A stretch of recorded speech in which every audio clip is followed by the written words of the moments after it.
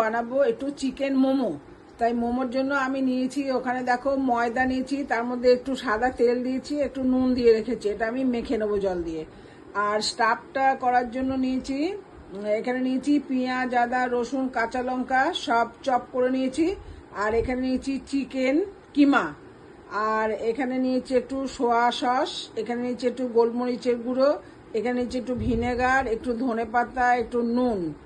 এই দিয়ে আমি স্টাফটা করে নেব।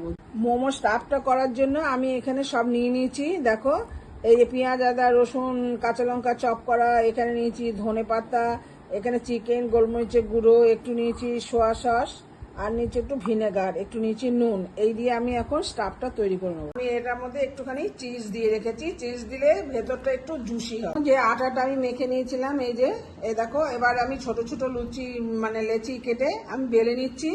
এবং বেলে এই যে বাটিটা, এই বাটিটা দিয়ে দেখো আমি এরকম করে কেটে কেটে নেব।